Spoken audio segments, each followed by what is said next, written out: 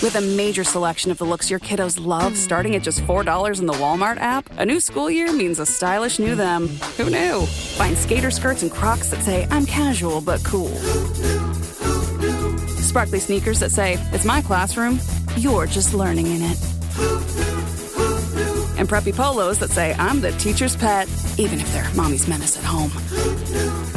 Find their favorite styles starting at just $4 in the app. The Walmart you thought you knew is now new.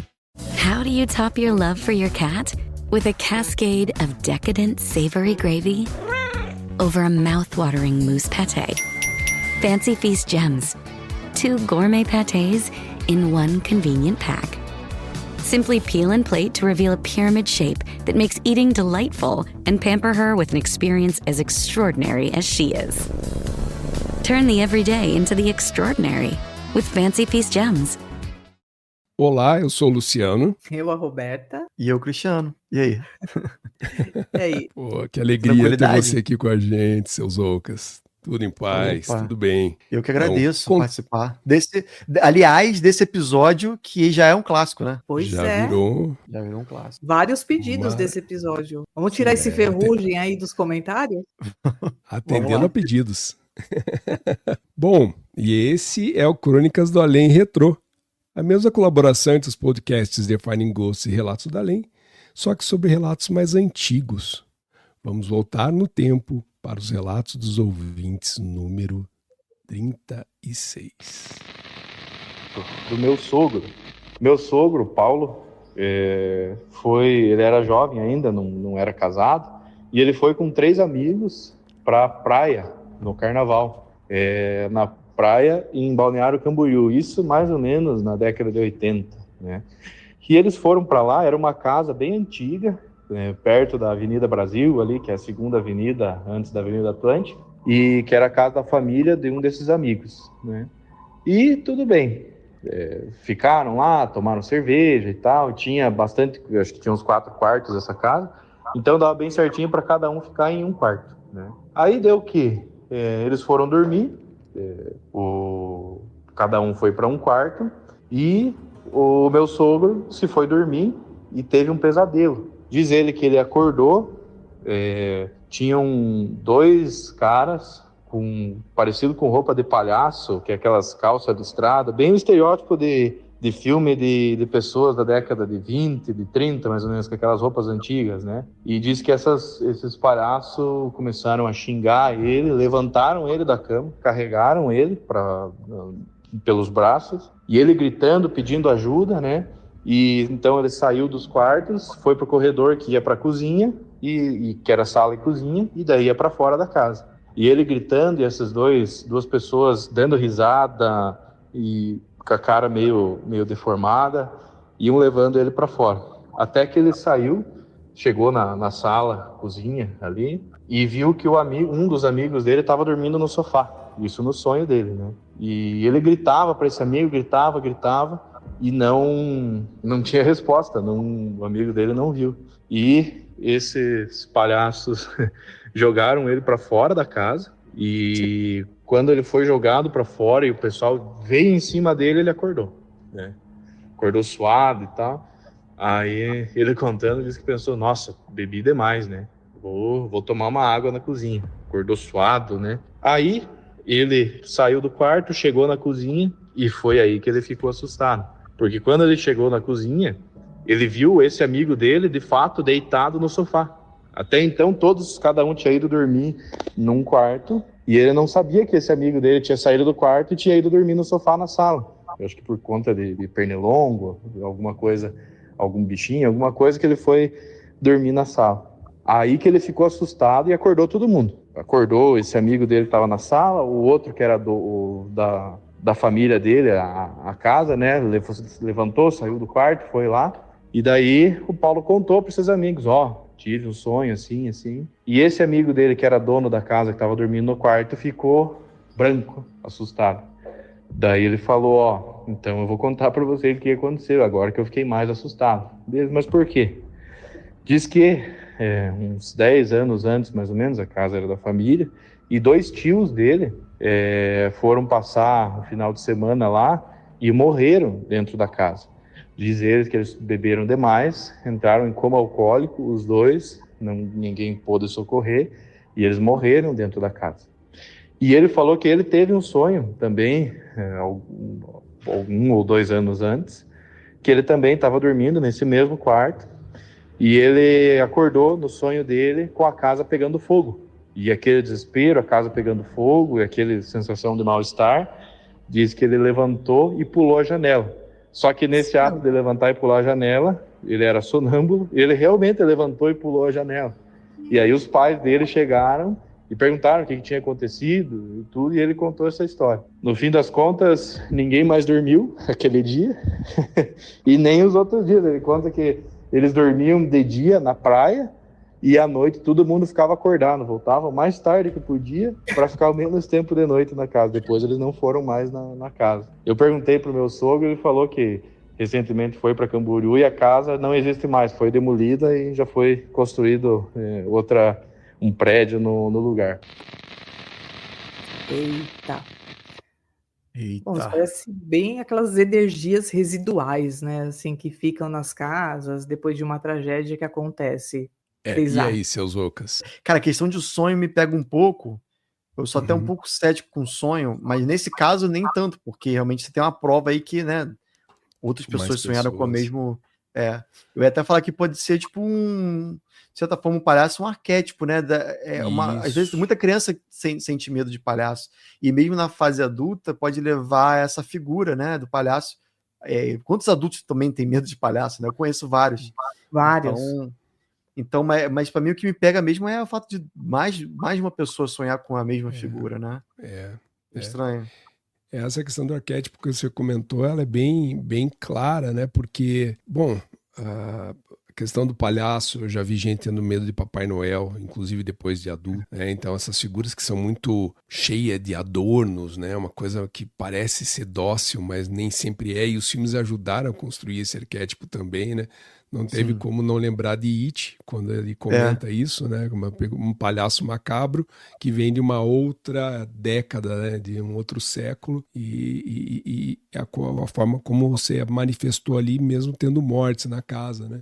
Não, é a própria ideia do bicho-papão, que apesar de ser uma coisa assim de criança e tal, se você vê textos antiguíssimos, né? Se fala da manifestação de uma entidade, digamos assim, através da coisa que você mais sente medo, sabe?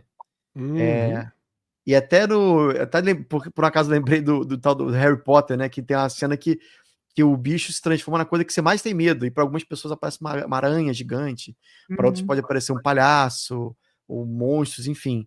E acho que é um pouco isso, né? Talvez exista alguma inteligência que consiga saber dos nossos medos e aparecer pra gente justamente por algum motivo que ninguém sabe. Talvez seja justamente para se alimentar dos nossos medos, né?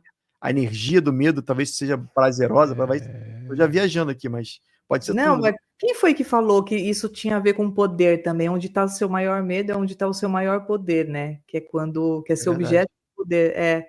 Tipo, você falou da aranha. A aranha pode ser o teu maior medo, mas ela pode ser também algo ligado ao seu maior poder.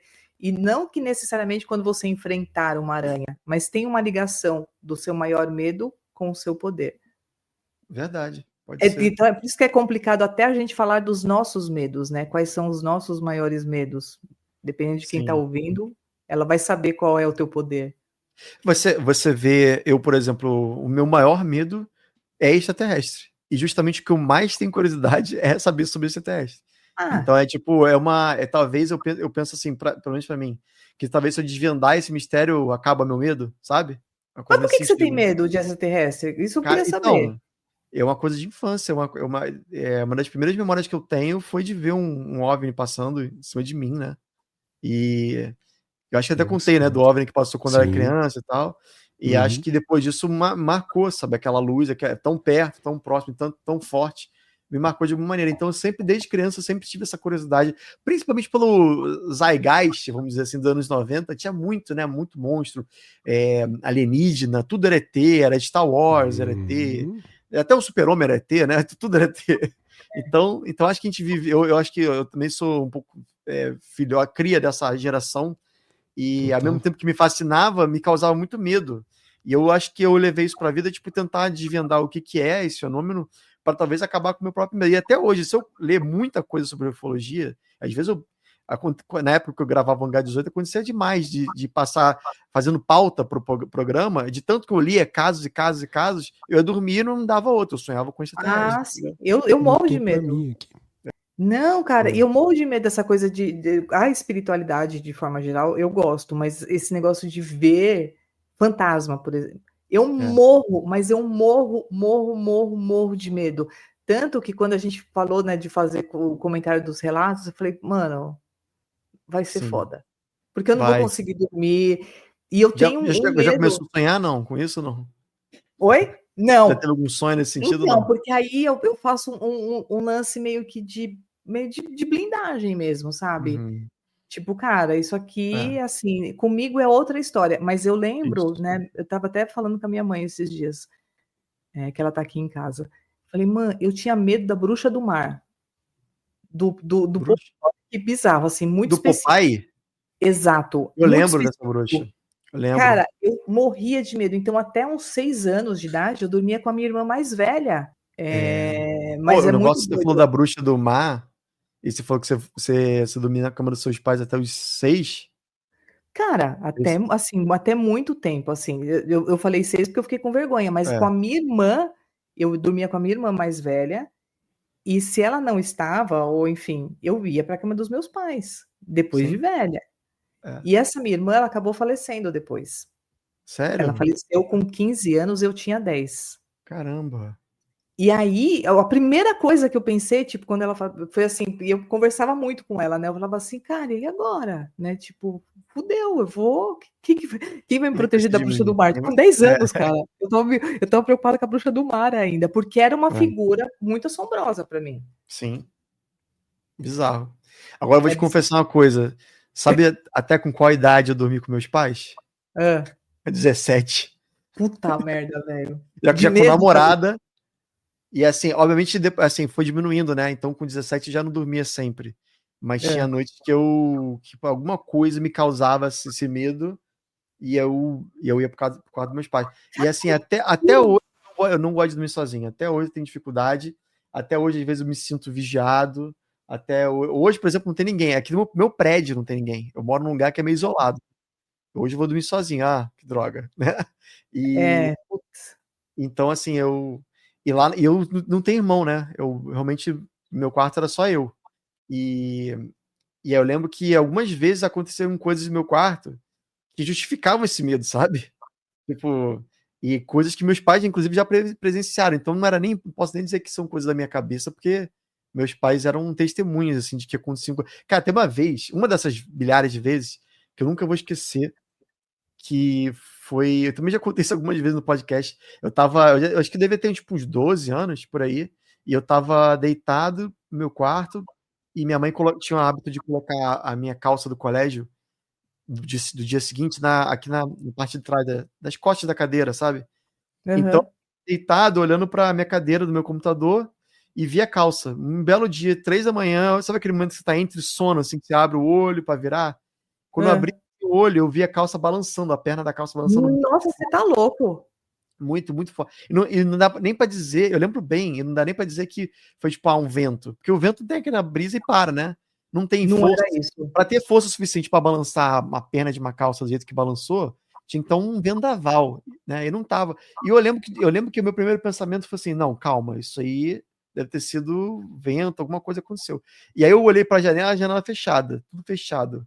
Aí eu falei, tá, segundo a lei da física que eu sei, não tem como acontecer. Mesmo com 12 anos, já tinha noção, né, da realidade, eu sabia que não podia acontecer aquilo. E eu falei, tá, isso aqui foi muito estranho, eu vou por causa dos meus pais agora, né? E fui correndo por causa dos meus pais, deitei lá entre eles, né? E aí meus pais acordaram, aí meu pai ficou tipo, pô, Cristiano, o nome do meu pai é Giovanni, o nome da minha mãe é Beth. Aí, pô, pelo amor de Deus, cara, que foi agora? Eu falei, pai, aconteceu isso, eu vi, não sei o que, né? E aí meu pai começou a me sacanear, me zoando. Aí é o Gasparzinho, não sei o que. Puta merda. Me zoando, tipo, e aí minha mãe, para, Giovanni, ele tá assustado. dorme aqui, meu filho. Aí eu entrei entre eles assim, meu pai, pô, cara, vai acordar, pô, vou acordar daqui a 2 horas, eu vou ter que acordar. E, pô, tu me acordou pra dizer que viu fantasminha, camarada. Pô, pelo amor de Deus, Tiano. Assim, né? E eu não, pai, é sério, eu vi não sei o quê. E aí tem momento que meu pai, nessa de me zoar, ele falou assim, ó, ouviu? E aí minha mãe... Ai, gente... E minha mãe, para, o garoto já tá assustado, você quer assustar mais a garota ainda? Vamos dormir, todo mundo quieto, vamos dormir, aí todo mundo se cobriu lá, e eu dormi. Enfim, no dia seguinte fui pro colégio, numa boa. Voltei pra casa, tava almoçando, a minha mãe me liga lá no intervalo do almoço dela, aí ela fala, tudo bem, Cristiano, tudo? O que foi? Não, é porque eu queria te contar, lembra aquela hora que seu pai falou assim, ouviu? Eu também ouvi, só que eu não quis falar pra você. Alguém fazendo assim, ó, shhh, pertinho da gente. E eu não, naquela hora eu percebi que eu tive que pedir pro seu pai ficar quieto, porque eu não queria te assustar mais, mas eu também ouvi. Então o que você realmente percebeu no seu quarto era alguma coisa real. Assim, por que algumas pessoas, né, ouvem, veem, e outras não, né? E aí tem uma coisa assim de lugares mais remotos, né? Pessoas um pouco mais simples, mais humildes. E eu acho que aí entraria também a coisa de pessoas um pouco mais sensíveis mesmo, né? Sim. Então é muito mais fácil elas aceitarem, né? O que elas estão vendo, o que elas estão ouvindo. E eu acho que da mesma forma, sei lá, a gente, enquanto ser humano e, sei lá, evoluído espiritualmente, ou sem muita trava, né? Muita trava. Né? Tipo, querendo muito ser o dono da verdade de tudo. Não sei também. Sabe o que eu penso disso que a Roberta falou, e eu concordei com ela, porque eu penso assim, talvez haja. E a gente sempre pensa que se, por exemplo, né, alguém está interessado, um ser humano está interessado no outro ser humano para, sei lá, numa coisa mais macabra, para tráfico de órgãos, né, coisas físicas, né? E talvez...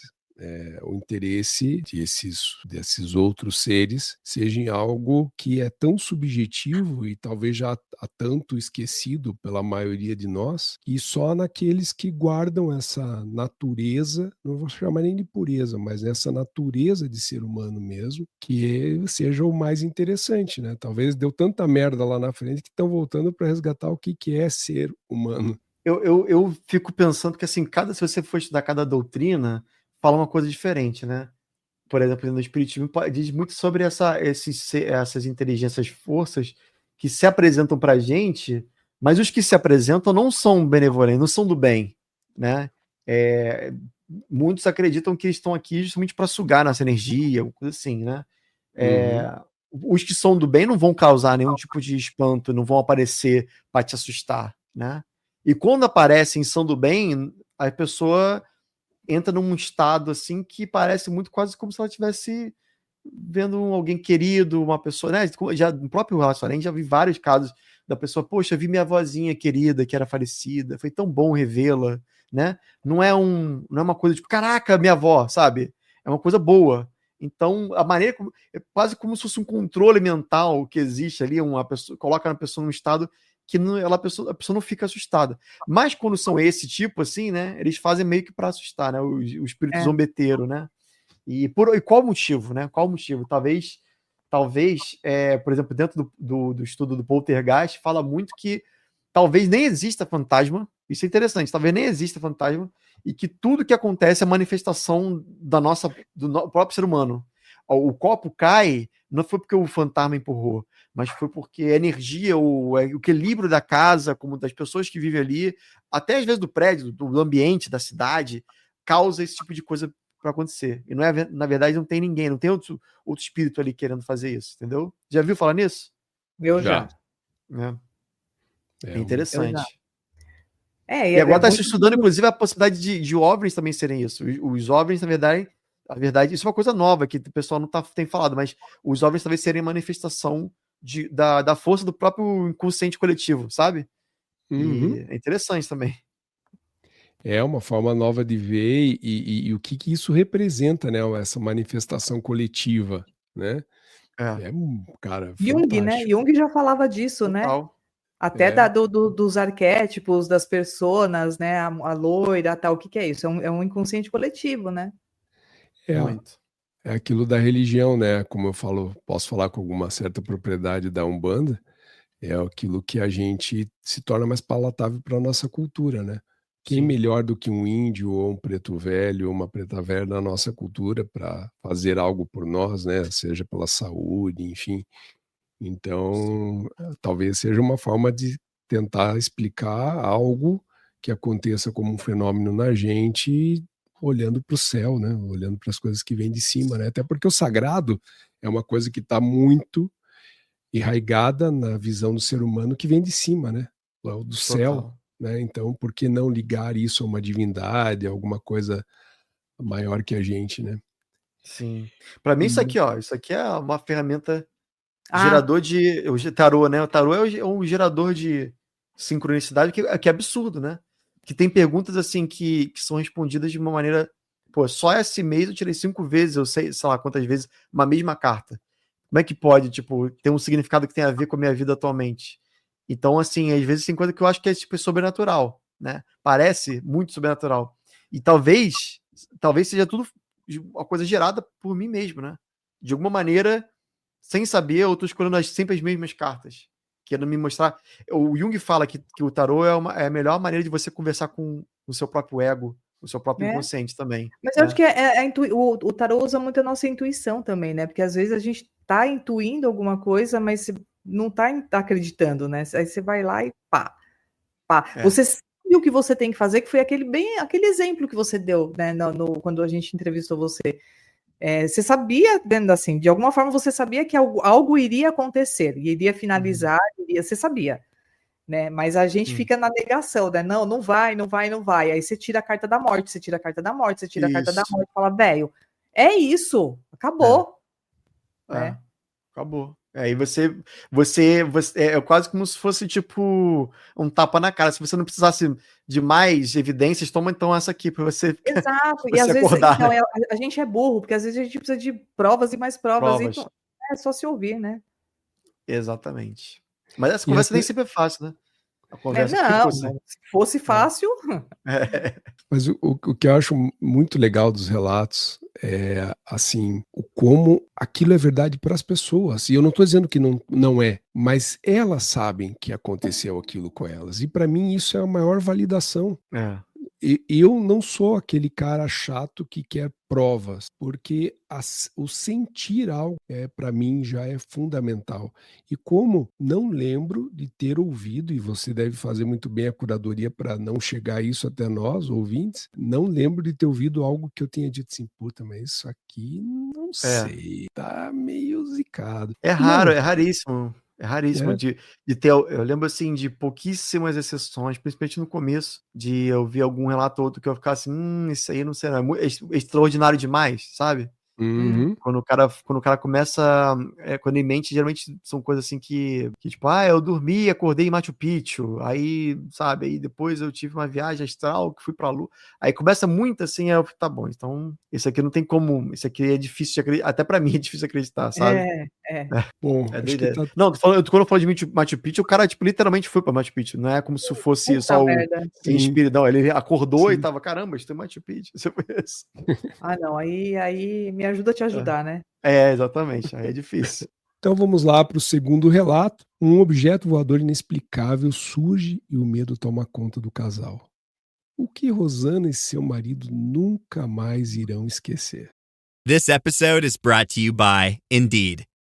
When your computer breaks, you don't wait for it to magically start working again. You fix the problem. So why wait to hire the people your company desperately needs? Use Indeed's sponsored jobs to hire top talent fast. And even better, you only pay for results. There's no need to wait. Speed up your hiring with a $75 sponsored job credit at Indeed.com/podcast. Terms and conditions apply. If you thought goldenly breaded McDonald's chicken couldn't get more golden, think Golder! Because new sweet and smoky special edition gold sauce is here. Made for your chicken favorites. At participating McDonald's for a limited time.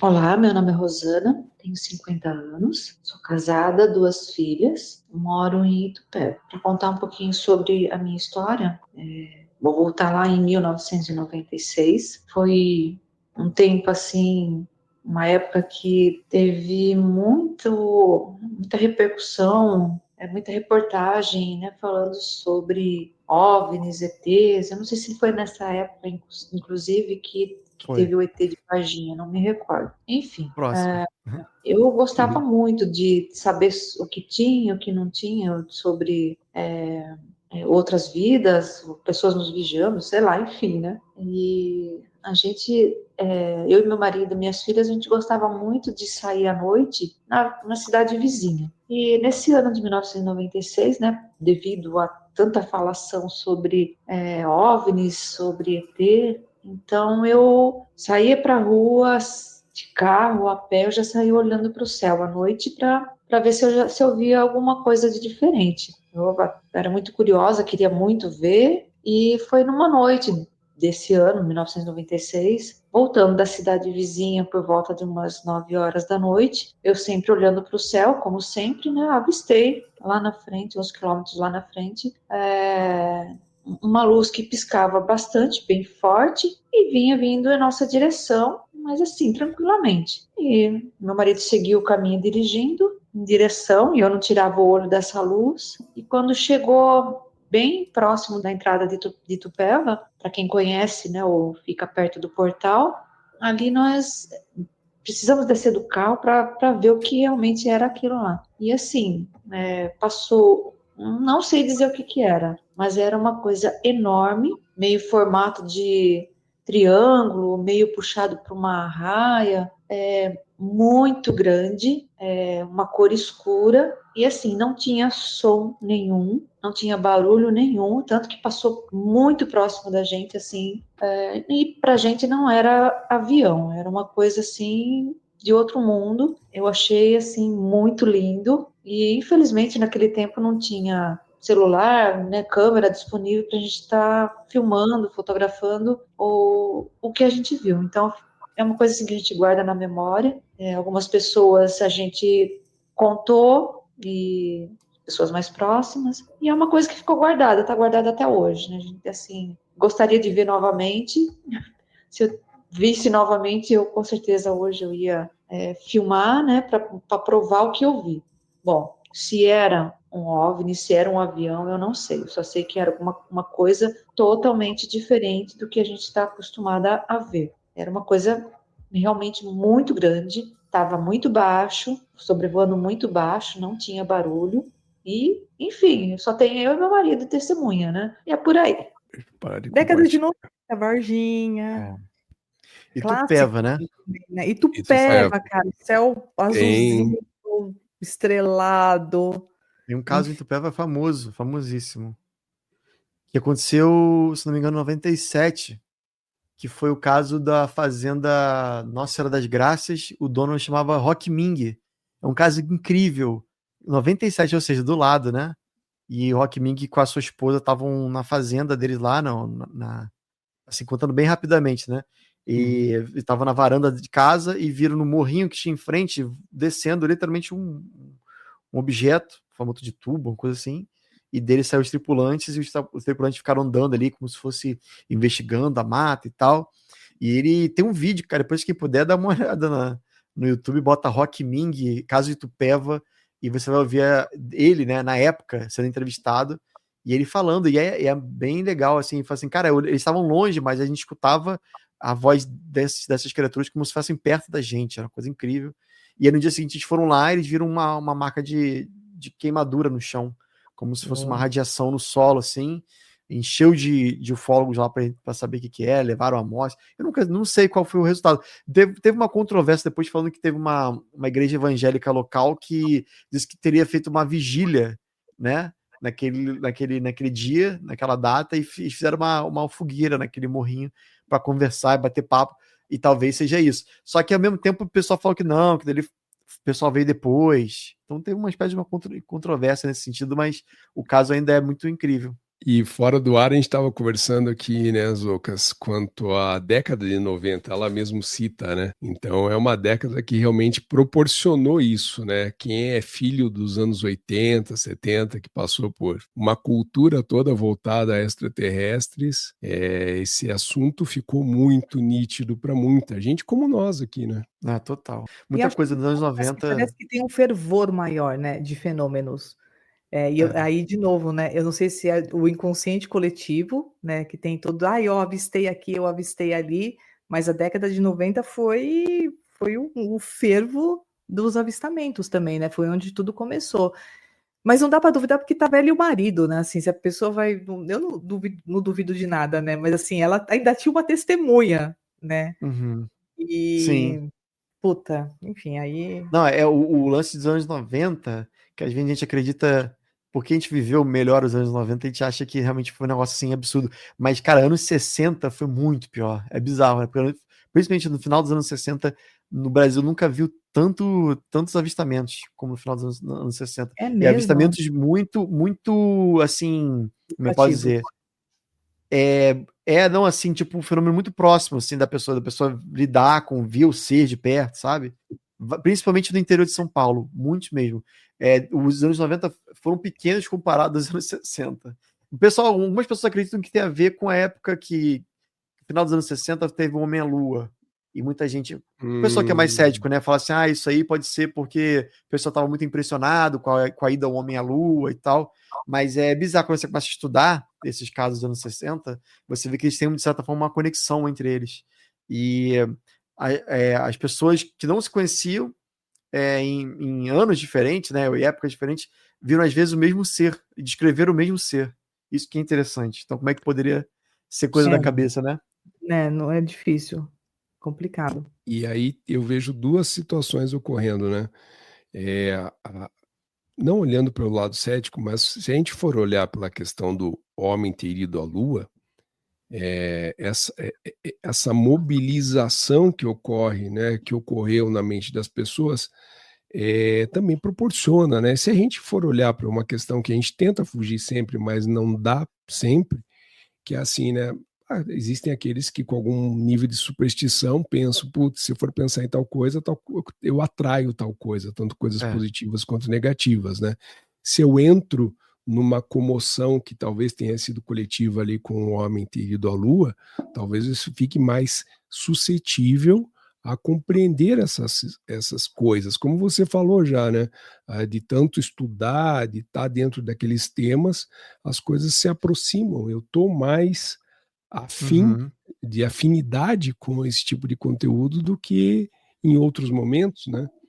Tipo assim, a pessoa vê um balão e aí, na verdade, ela pode achar que é um disco voador porque ela tá comovida com aquele momento do homem do Homem à Lua. Ou então, quem sabe, é aquele negócio que eu tava falando, né? Na verdade, a gente não atrai, a gente manifesta. Isso. Será que é tudo uma manifestação? Né? Pelos dois lados, né? Pelo lado que poderia ser algo mais simples e também não, que poderia ser exatamente aquilo que a pessoa estava vendo, porque ela estava mais propensa, e quando eu falo de propensão, algo mais de realmente a pessoa estar aberta a tentar entender aquilo, né? E aí... no caso da Rosana, né?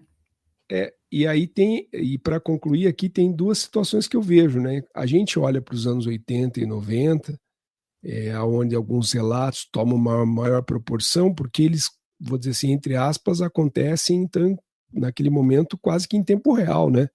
Então aconteceu o caso de Varginha, sei lá, um dia depois, no mesmo dia, não sei, alguma coisa já estava sendo movimentada. Nessas histórias de décadas anteriores, já são relatos, né? São coisas escritas, nem sempre algum registro de imagem, mas eles estão registrados. E daí o fascinante, que é isso que os Zocas traz, é depois você correlacionar tudo isso, né?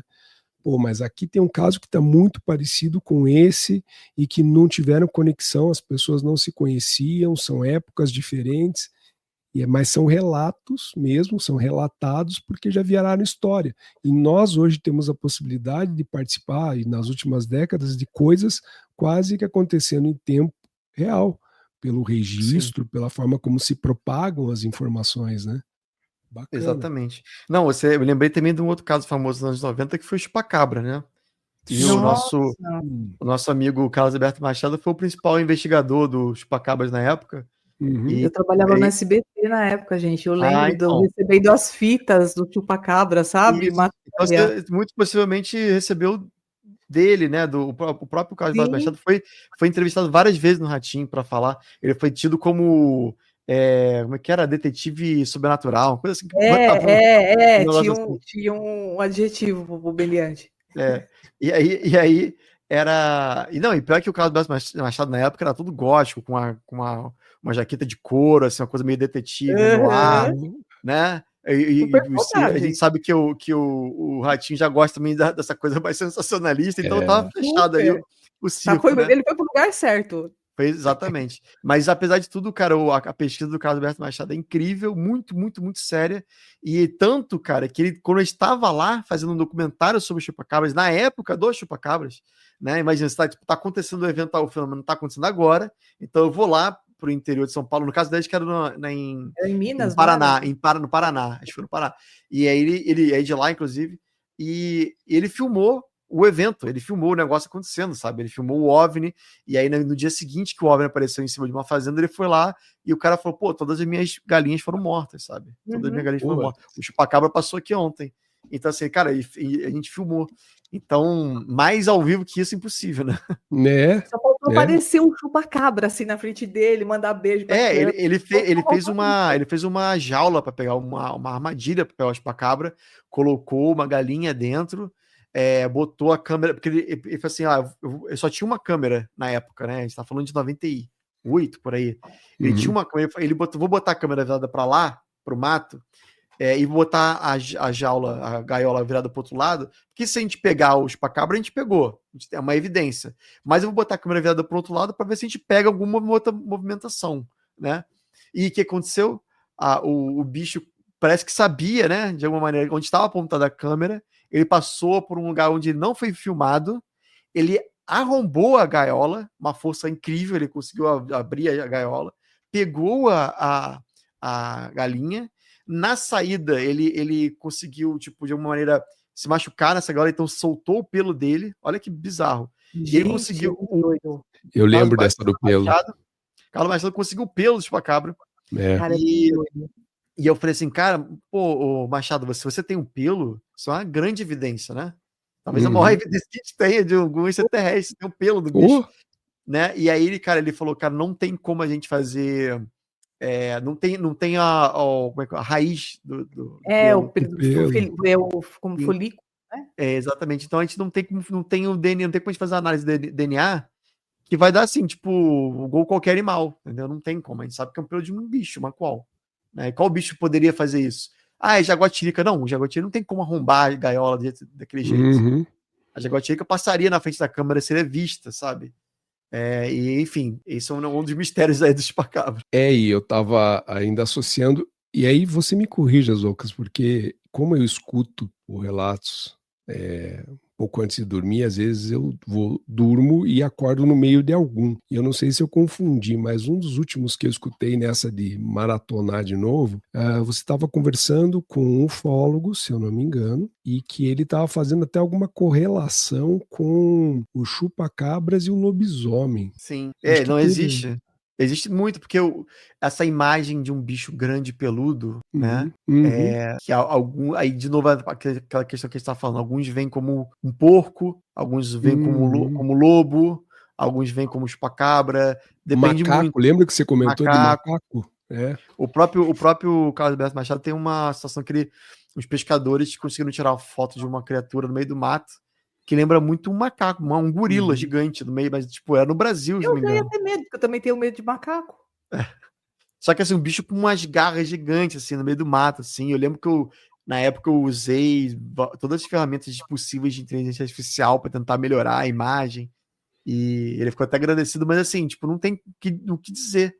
Que bicho é aquele, sabe? Não parece uma pessoa fantasiada. Era tipo no meio assim, de um garapé, um riozinho, com muito mato, e o bicho assim no meio, assim, olhando, sabe? Realmente foi incrível aquilo. Aí o que acontece? Não dá pra saber o que é. E cada um vê de um jeito. Então alguns falam, foi o lobisomem, foi o... como é que é o nome? Orelhada? Orelhada? Acho que é. tem um dos tipos de lobisomem seria uma criatura que tem uma orelha muito grande. Ai, que e bate, aí ele bate, ele Isso, faz assim e bate na orelha. Acho que no meu orelhado. Ainda bem que minha mãe tá aqui hoje. Não. E é uma coisa, pior assim, que esse microfone ele não pega som ambiente, acho. Porque enquanto a gente tá aqui falando de lobisomem, eu tô aqui quietinha e eu fechei a porta. A cachorra começou a arranhar a porta aqui para entrar. Os efeitos sonoros de Julieta, né? Olha aí. Tem um caso incrível de lobisomem lá em Belém, que foi entregue ao nosso amigo Natan, do Belém de Arrepiar, que também uma página incrível. Ele faz uma investigação muito séria, o Natan. E ele conseguiu essa fita do que... Ele não conseguiu filmar, eles não conseguiram filmar o lobisomem em si, mas você vê assim no meio da mata, né? Uma movimentação, o pessoal sai correndo, né? Porque tipo, tinha alguma criatura assustando um bairro lá em Belém, assim, bem próximo da mata. E aí você escuta, cara, o barulho tipo um uivo, assim, mas é quase um... Não é bem um uivo de lobo, assim, mas era uma coisa quase como se fosse um bicho agonizando, sabe? Como se fosse, tipo assim, pra morrer mesmo. E é um grito horrível, horrível. E uma coisa que também é sempre falada nesses casos, desses, entre aspas, lobisomem, né, que a gente sabe o que é que tem um som muito, muito bizarro que você sente assim na espinha, sabe? É doideira. Louco. Eu conseguiria destrinchar a noite de hoje entre os relatos e uma conversa, uma parte 2 da conversa com os outros, tão bom que é. Mas vamos lá, vamos voltar aqui. E agora sim, o Zoucas não colocou no final desse episódio 36 aqui à toa, porque esse aqui é de cair o C da bunda. Top 5 melhores relatos do além. Total, não é à toa que está aqui como um dos mais pedidos para os comentários do Crônicas Retrô. Vamos lá, então. Cidade, porque, vamos dizer assim, a minha história envolve também outras pessoas e talvez essas outras pessoas não gostassem de saber que essa história estaria rolando aí, vamos dizer assim, tá? Mas a minha história se passa numa cidade pequena do interior, por volta aí de 2012 e tal, quando eu tinha justamente uns 12 para 13 anos. E eu sempre tinha vários amigos de escola e tal, e uma bela tarde, assim, uma amiga diz, estão fazendo uma brincadeira, estão fazendo uma reunião lá, uma brincadeira na casa de fulana, vamos lá ver o que é. E aí fui eu e essas 3 amigas, a gente sempre andavam juntas, éramos 4, tá? 4 amigas, faziam tudo junto, enfim. E eram amigas de escola, né? A gente estudava na mesma sala. E aí a gente foi na casa dessa outra amiga conhecida nossa, que também estudava na mesma escola, de bicicleta e tal. E quando a gente chega lá, elas tinham, eu acho que tinha mais ou menos umas 10 meninas, assim, sabe? E 3 meninas estavam em pé, com uma mesa. Eu não sei se vocês já ouviram falar da brincadeira do copo. Muito. Né? Naquela que você faz perguntas e o copo anda e tal, né? Elas estavam fazendo isso naquele momento, tá? Só para vocês terem uma noção, assim, como eu era muito adolescente, né? Assim, não tinha essas questões de religião definida. Bem, eu sou de família católica, mas até pelo decorrer, vamos dizer assim, da minha história em relação à espiritualidade, ela foi evoluindo em um termo que hoje eu não me defino como católica, mas eu tenho algumas afinidades com a religião espírita, enfim. E aí, o que aconteceu nessa brincadeira do copo, né? Primeiramente, a gente achou que uma das meninas estaria empurrando, né, o copo e tal, só para assustar, e em determinado momento, todas as meninas que estavam comigo, a gente começou a dar as mãos, de medo, de pavor, porque a gente, né, achava que ia sair um monstro dali de dentro. Eu nunca tinha visto aquilo, não entendia o que era, como era que aquilo projetava, como é que e se aquilo realmente era real, né? E a intenção ali era só uma brincadeira para assustar quem tivesse ali na sala, que fizeram na sala, nessa casa, né? De uma das meninas.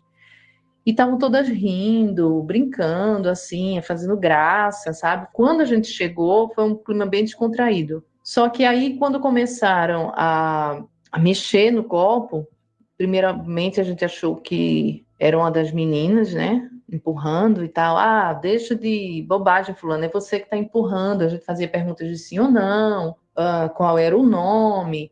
E eu me lembro até que era Carlos na época, e ele vai empurrando, né, o copo letra por letra. Num determinado momento, eu já estava bem apreensiva, o coração muito acelerado, sabe? Era uma sensação assim de parece que ele ia explodir, de pavor, de medo, sem entender o que era aquilo. A todo momento, todas as meninas estavam rindo, estavam brincando, só que a minha sensação era de pânico.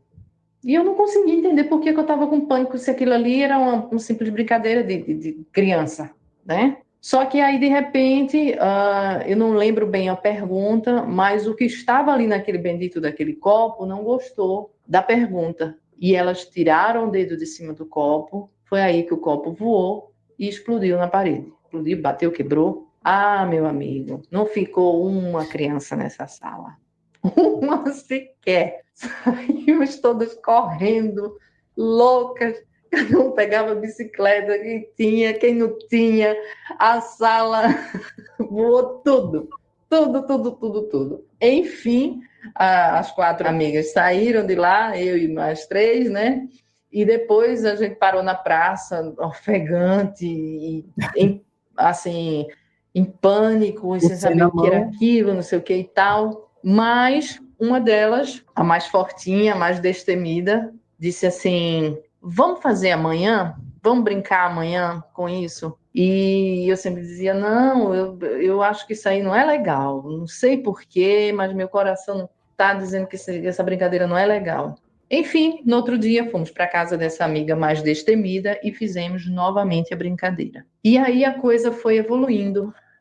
O que estava ali naquele copo foi respondendo, a gente fazia perguntas e ia respondendo, e a coisa foi evoluindo assim a um nível de não precisar da presença das 4 para que essa comunicação se criasse. E aí, cada uma, separadamente, quando eu voltava para casa, por exemplo, eu percebia, principalmente quando eu estava fazendo lição de casa, tarefa, eu percebia que a minha mão começava a escrever involuntariamente. Eu não perdia a consciência com isso, sabe? Eu estava consciente, porém, eu não sentia mais a mão. É como se ela totalmente fosse dominada, seja o que for lá, né? E aí, começava a escrever. E aí, escrevia a mensagem: oi, tudo bem? E eu ficava olhando para minha mão com a caneta, sem acreditar naquilo que estava acontecendo. E aí eu soltava assustada, não queria mais, não queria escrever mais. Isso foi assim, tomando conta do dia a dia, sabe? Dormia, tinha pesadelos, às vezes não conseguia dormir, ia dormir 3 horas da manhã e tal. E também falava para as outras meninas, não tinha celular na época, né? Então a gente se comunicava do outro dia de manhã na escola. E aí aconteceu isso comigo, meu Deus do céu, acontecia cada coisa. Eu tinha uma mesinha com espelho, que eu agora esqueci o nome, e em cima tinha esses bibelôs, caixinhas, sabe? Coisinhas de adolescente mesmo. Eu botava minha escova de cabelo e tal. Em uma das noites, quando eu acordei de manhã, tudo que estava em cima desta mesa estava em forma de círculo no chão. Todas as noites. Aí eu comecei a achar que a gente tinha uma pessoa que cuidava da gente na época. Eu morava com meus pais, 2 irmãos, e tinha uma babá, enfim, né, que cuidava da gente, a pessoa que cuidava, fazia comida, enfim, cuidava da casa. E aí eu chegava para ela e dizia: você entrou no meu quarto para me assustar e botou aquelas coisas no chão. E ela dizia: eu não sei nem do que você está falando. E aí eu sempre achei que fosse ela que queria, sabe? Porque a gente sempre fazia brincadeira de esconde-esconde, as minhas amigas também iam em casa, enfim, nunca era ela. E aí a coisa foi tomando uma proporção,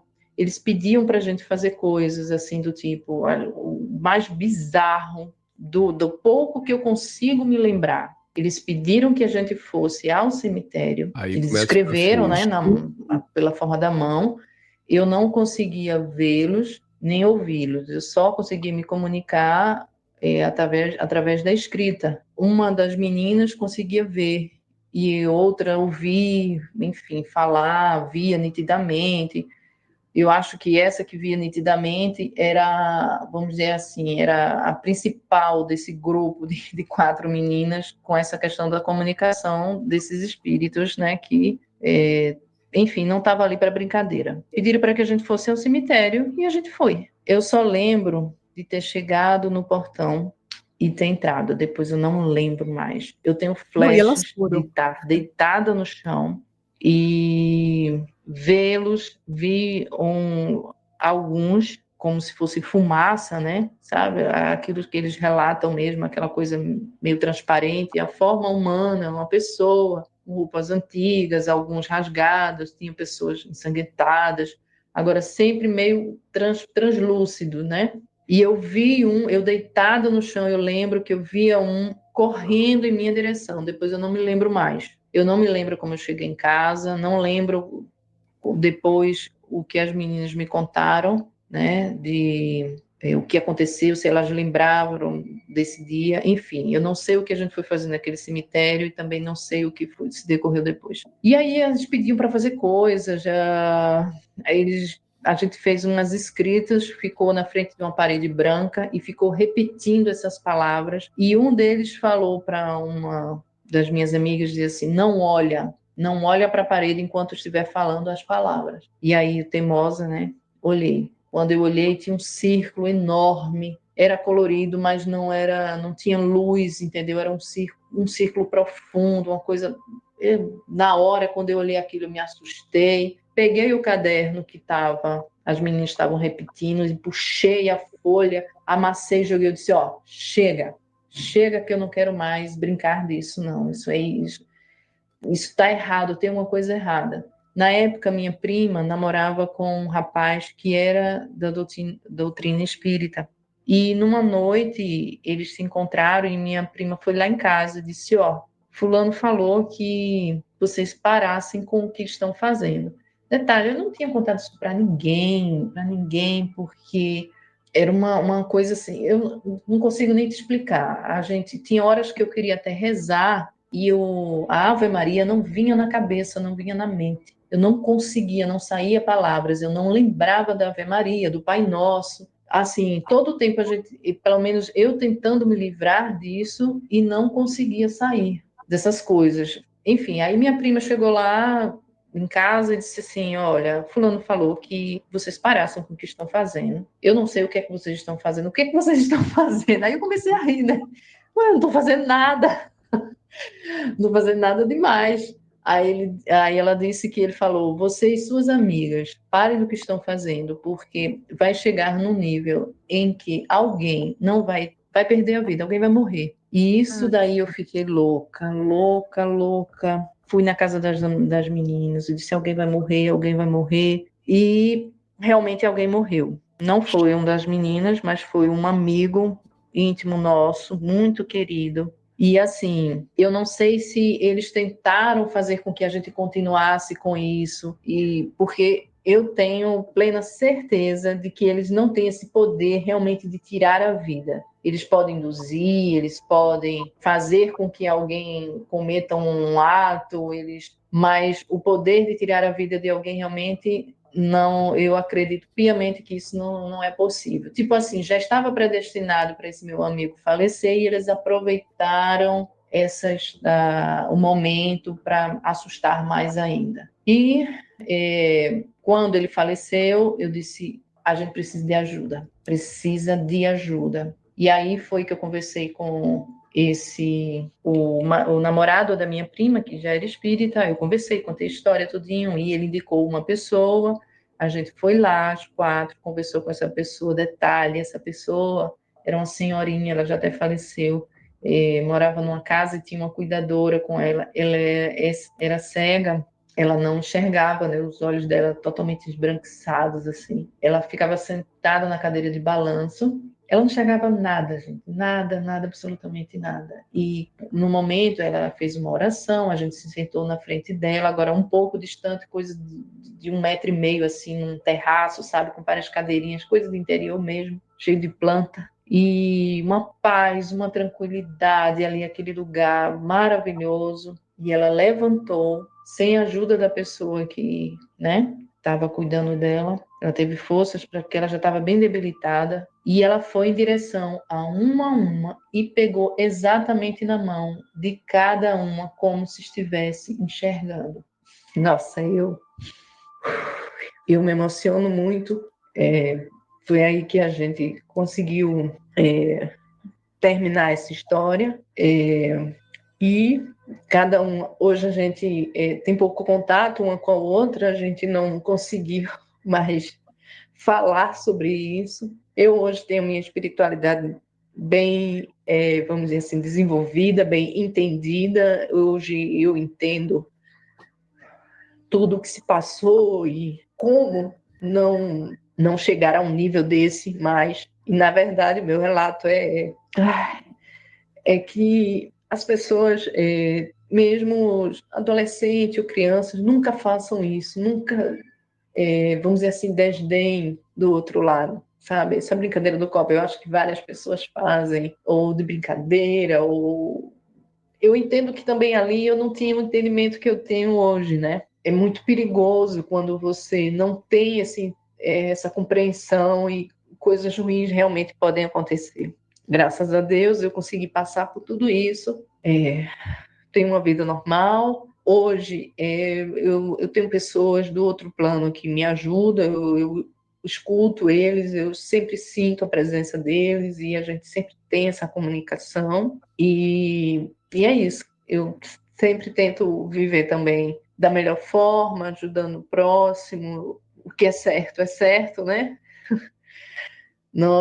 Evitando situações ou coisas erradas que a gente sabe que as consequências não tem essa de um dia paga, mas um dia paga é aqui mesmo. E eu tenho esse entendimento. Bem, é isso. You say you'll never join the Navy, that living on a submarine would be too hard. You'd never power a whole ship with nuclear energy. Never bring a patient back to life. Or play the national anthem for a sold-out crowd. Joining the Navy sounds crazy. Saying never actually is. Start your journey at Navy.com. America's Navy, forged by the sea. This episode is sponsored by Friskies, who would like to tell your cats hi. Now, if that didn't get your cat's attention, there is one thing that always does the trick. Just pour some Friskies crunchy food in the bowl and you'll hear those paws come running. Works every time. With so many Friskies choices, you can always bring your cats running from their secret napping spots. There's always more to explore. See for yourself at friskies.com or visit your local store. Mano. Doideira, né? Puxado, hein? Punk. Eu fiz já a brincadeira do copo, também eu fazia com as minhas primas. Eu acho que quem nunca, né, Zucas? Você já entrou nessa brincadeira também ou nunca? Nunca fiz. Nunca fiz. Morria de... Ó, graças ao meu medo, fui protegido. Ainda bem que você tinha medo. Eu fiz, fazia assim, mas essa coisa de criança mesmo, que é muito sem noção, né? Eu até falei esses dias, né, num dos nossos episódios, que a primeira vez que a gente fez, a gente queria saber se meu primo estava fumando maconha. Olha que coisa ridícula.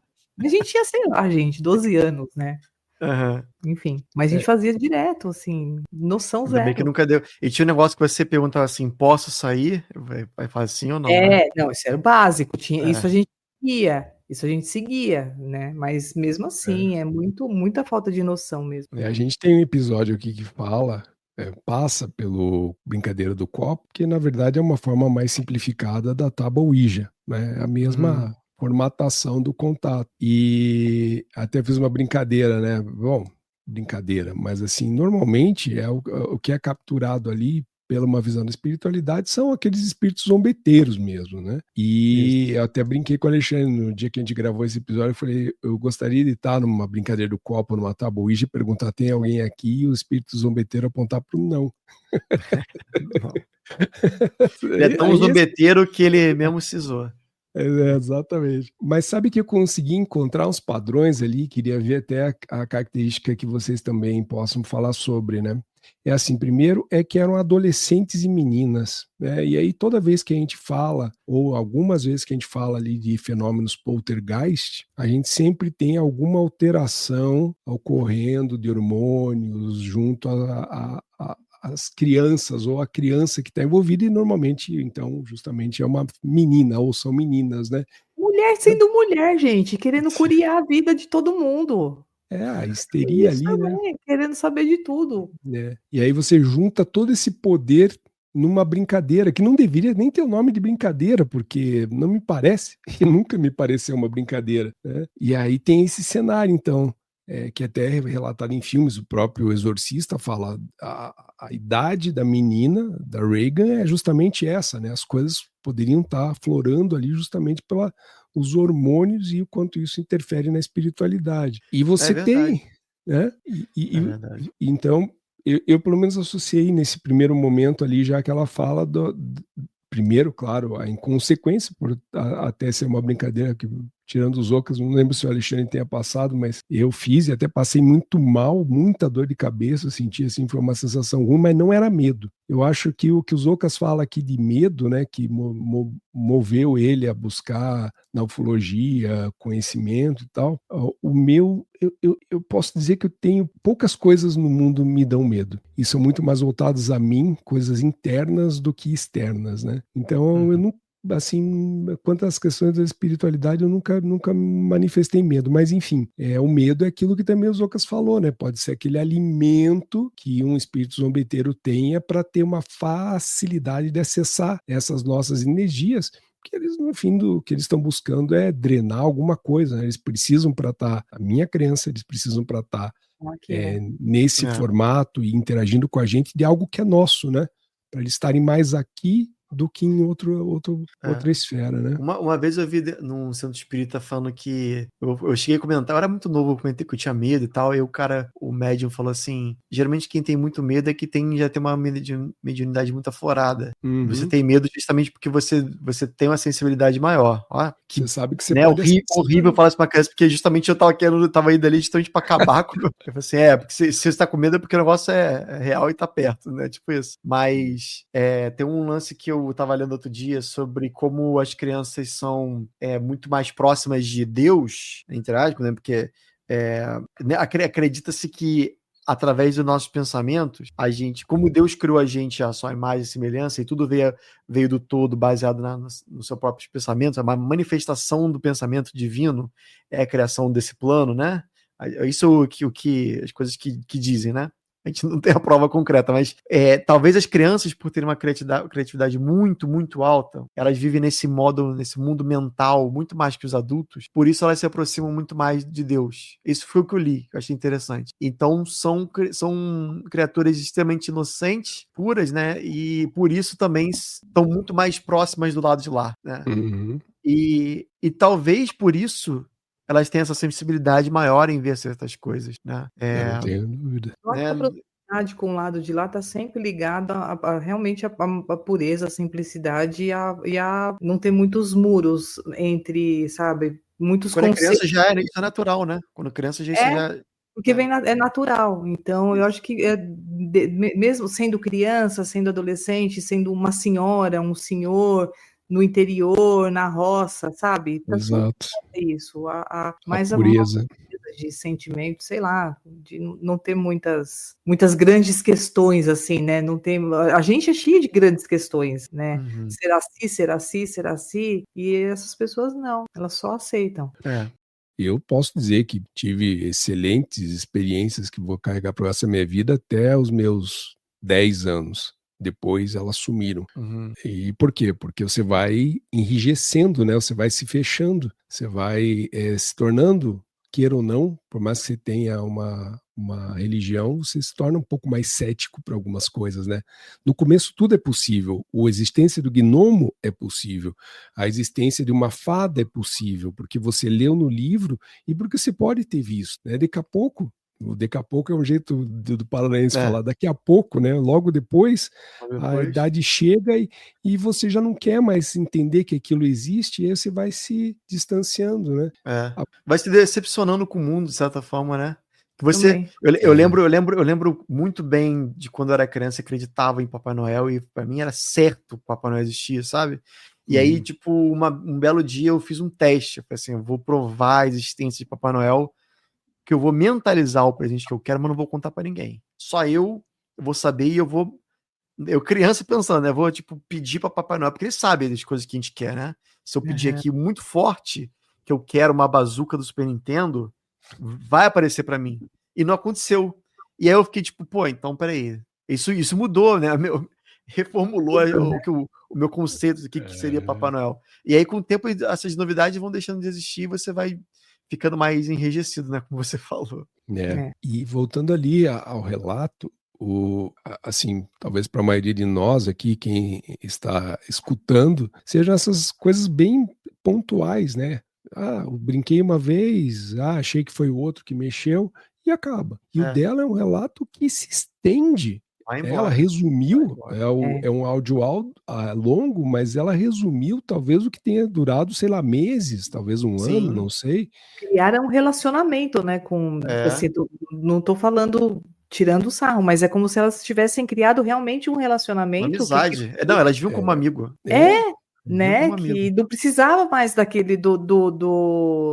ferramenta, todas, né? Não precisava mais daquilo. E aonde chegaram, né? Aonde chegaram? Foram um cemitério, criança. Que doideira, bizarro, né? Junta 4 mulheres na adolescência, é isso, gente. É muito doido, assim. É engraçado essa questão de cada uma adquirir um poder diferente, você viu? Ela adquiriu o poder da psicografia, a outra percebia, via, né, coisas. Bem você estranho. Falou com ela depois, né, Lucas? Depois eu conversei com ela, ela contou outra história, se não me lembro, dentro de um quarto de uma amiga que, cara, isso é uma lembrança já tem anos, né?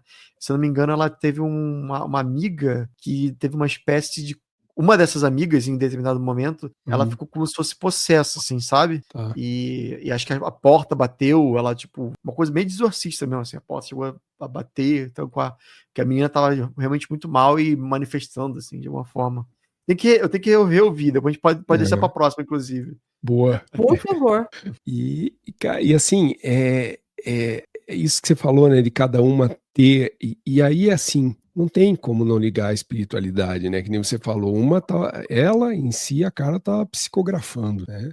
Sim. Também é uma técnica que está muito atrelada à espiritualidade, ao estudo, então, espiritualismo, vamos generalizar assim, as demais outras formas de também perceber que você vê, né? Então, tudo aquilo que a gente vinha falando, e até na ufologia, mas é mais uma pessoa vendo o mesmo. Legal. Nesse caso, são pessoas percebendo que algo ocorria de diferentes formas, né? Mas indo para um mesmo caminho, né? Era sobre aquilo. O assunto era único, mas cada um percebia de um jeito. É punk. É o tipo de você ver assim, tipo, que a gente tá falando sobre mentira, né? A pessoa mentindo no relato. Esse é o tipo de relato que você escuta e fala, cara, isso aqui não pode ser. Dá um Oscar se ela for uma atriz, né? Tipo assim. Realmente não é impossível você ouvir um relato desse e achar que ela tá criando coisa, sabe? É muito forte mesmo.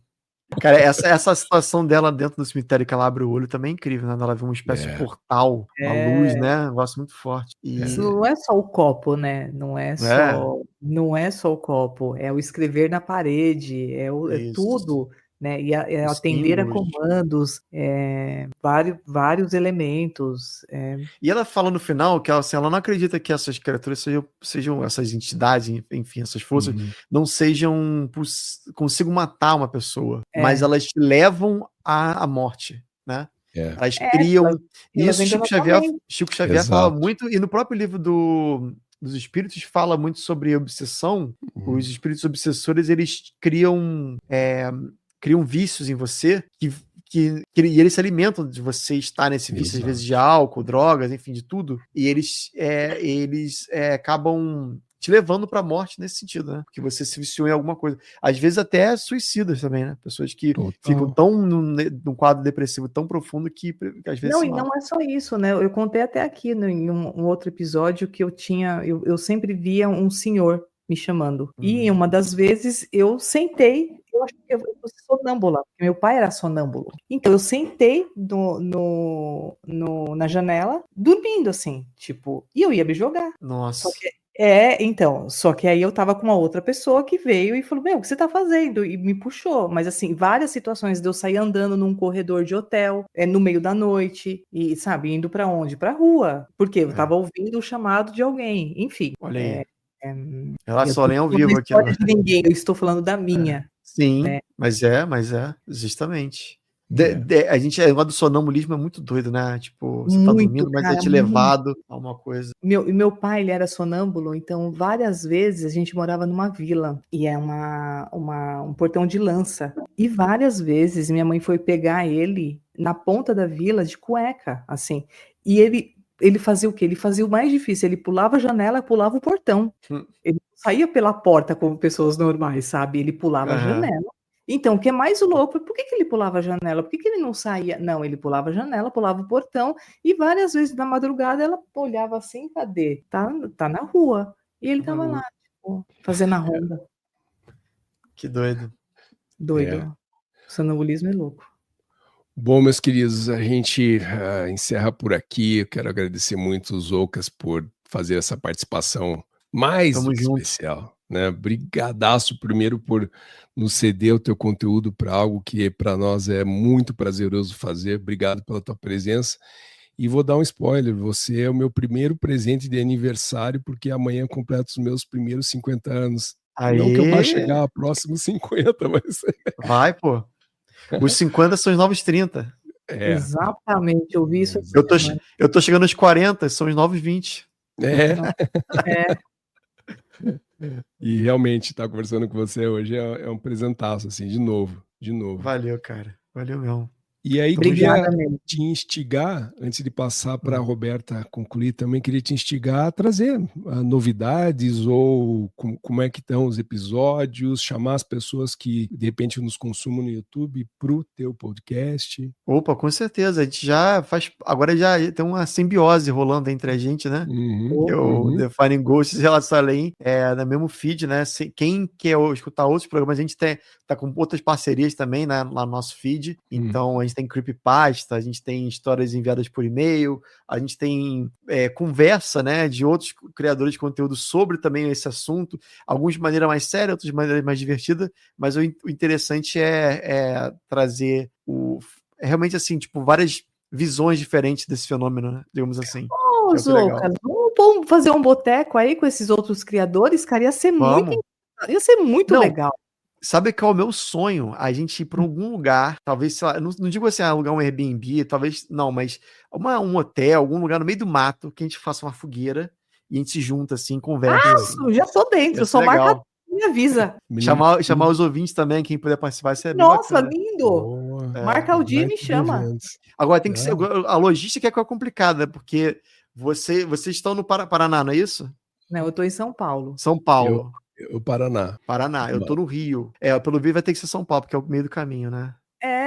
Vamos todo mundo pra São Tomé das Letras. A gente se encontra em São Tomé. Mano, eu tô pensando em ir, hein? Agora em abril eu tô pensando em seriamente me avisa! Nunca fui. Vamos fazer então. Precisa, te apresentar aproveitar que, pô, perto ali de junho, julho, começa a ficar friozinho, né? Aí já é um bom motivo pra fazer também uma lareira. Fazer um fogueirão lá. Eu super topo, cara. Eu super topo. Cria o grupo com os caras, chamam os ouvintes e pode deixar que eu organizo. A gente tem um histórico aqui de ter conversado com o Léo Lousada, né? E que ele começa com alguns movimentos, lógico, ele vai para fora do país, né? Por que a gente não organiza algo que até o pessoal do Mundo Freak já fez, né? De alguns hostels. Tem, né? Você conhece o pessoal de lá? Eu não conheço nada de lá, de São Tomé, que eu digo. Sim. Então. E tem Paranapiacaba também, que é um outro lugar bacana. É outro lugar legal. Cidade das Bruxas e tal, pode ser. Vamos olhar e vamos ouvir aqui os ouvintes também, obviamente, né? Que não, deixa nos comentários, né, galera? O que vocês acham dessa ideia? O pessoal participaria? Uma outra ideia aí, né? Ia ser bem legal. Eu vou abrir uma enquete também para isso, para deixar registrado. Legal. Roberta, passo para você a palavra. Eu sou toda fofa aqui. Muito obrigada, Cristiano Zoucas. Você é muito querido. Você é um querido mesmo por nós, enfim, pela audiência e tudo. Mas a gente, principalmente, gosta muito de você. Eu fico babando, assim, pela sua simplicidade, sua inteligência e tudo mais. E é muito gostoso falar com você. Você muda o astral. Você muda a energia. Obrigado. Foi o que você encabulado. Não fique vermelhinho. A minha bochecha fica fica toda vermelha. Já é vermelha, né? Não, porque você mudou a energia, sabe? Assim. E, obrigado. puta, só isso já valeu o dia pra mim, mesmo. Obrigada. E foi de última hora, assim, tipo, mano, é quase um convite, assim, pra tomar uma cerveja. O que você vai fazer hoje, né? Então topa. Bora. Então é isso. Que eu descobri, hein? Lembra que eu tô com os poderes agora. Você tá com super poderes. Fiz um ritual brabo aí de mediunidade. O professor Xavier versão feminina. Eu vou criar um grupinho dos super-heróis. Isso aí, boa, vamos sim. E Zoucas é isso, assim, a sensação que a gente tem é que você é uma pessoa já muito próxima de nós, porque pelo afeto que você nos traz, a gente quer o mesmo bem para você também, tá? E é isso, meus queridos. Obrigado a vocês, Zoucas, Roberta, Alexandre, que de certa forma também participa disso aqui. E lembrando a todos que todas as quintas, o Crônicas do Além também publica no feed do Relatos do Além. Obrigado e até a próxima. E eu sempre termino com: e não esqueçam, cuidado, se Ana Maria Braga chegar no seu quarto falando "acorda, menina", pode não ser a real Ana Maria Braga. Pode ser o louro imitando a Ana Maria.